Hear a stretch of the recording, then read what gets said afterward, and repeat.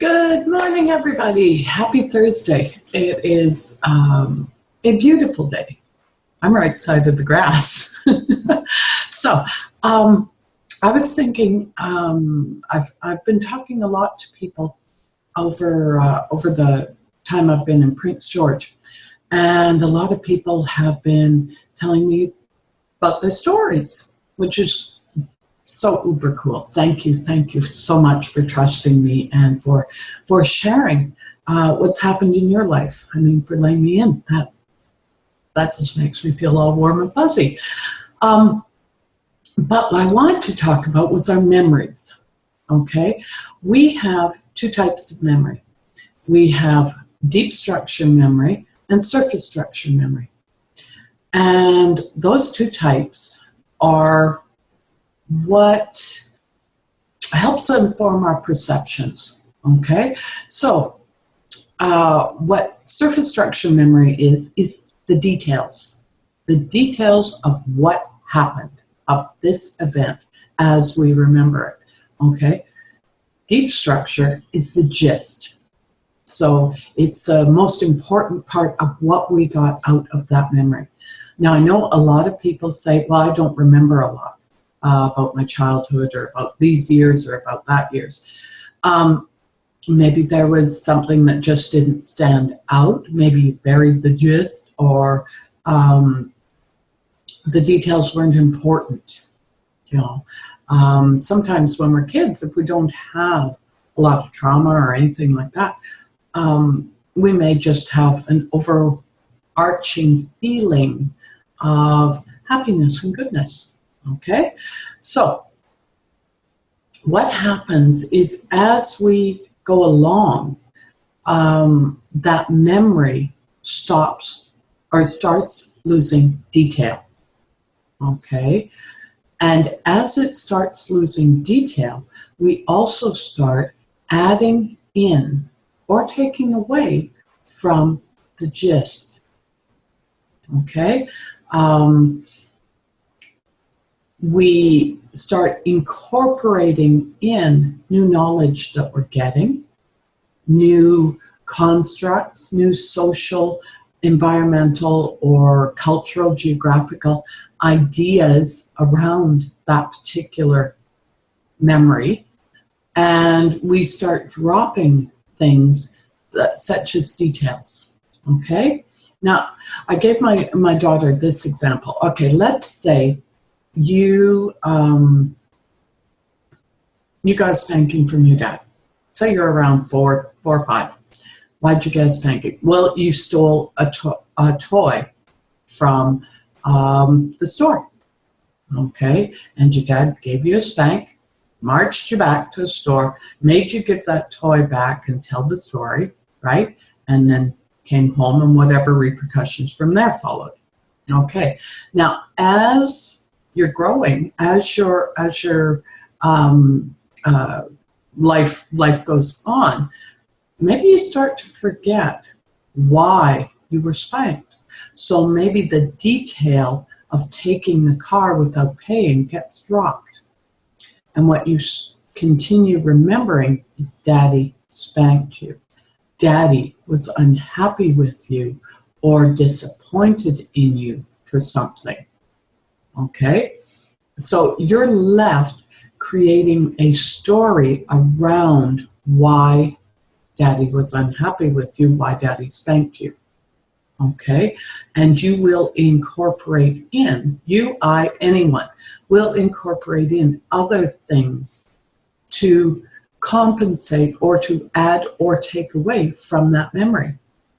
And so all of a sudden, that memory, instead of being something about stealing or taking a toy without paying, has become about Daddy spanked me because I wasn't a good girl, wasn't a good boy. Because I wasn't wearing the right clothes or wasn't wearing, whatever it is that we're incorporating in, we change that memory. Okay, we still remember the gist. We still remember Daddy was not happy with us. We still remember the spanking, but we don't remember the details around it. Okay? This is the reason that it is so important to go in our unconscious and uncover those stories we've created around those memories. Because those stories are what is driving our life. It's not the memory. The memory is over and done with. Okay? Whatever happened back there happened. It's our reaction that we're bringing forward today from that memory.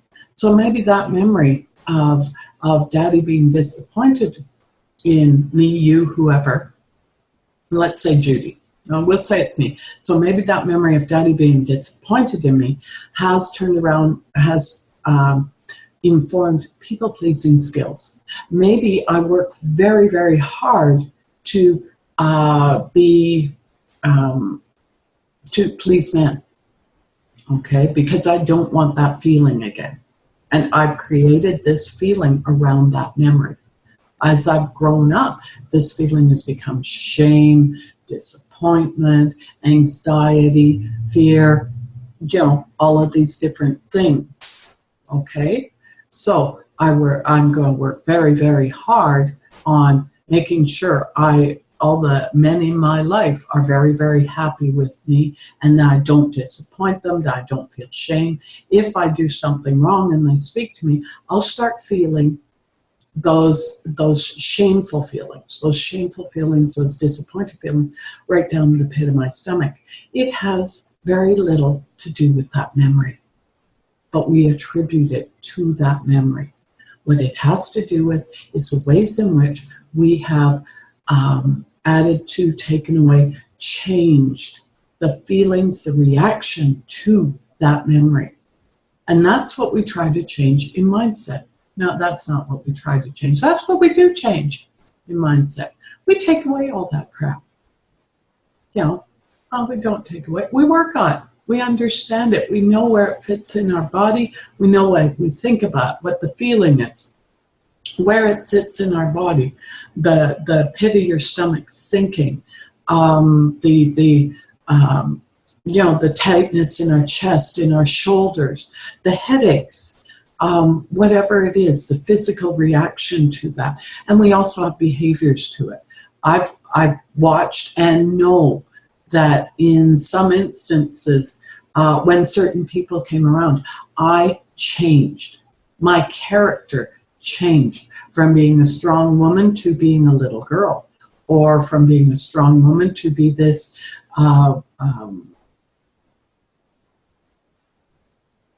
Barbie. That's a horrible word to use, but I think you know what I mean. To be someone very, very false, very attracting. Yeah, okay. I'm doing the best I can with that one. It's a Barbie. Anyways, so take a look. Take a look at your memories. Don't be afraid of them, because they aren't real anymore. The event happened, and we made that memory real in very, very different ways. Okay? So have an epic Thursday. I am going to go play with my bean today, my grandson. We have a full day planned. If anybody in Prince George wants to join us, we're going to be down at Exploration Place this morning, and we are going museum and probably playground and probably a whole bunch of things. I am so loving it. So have a great day, and hugs and love, everybody. Bye-bye.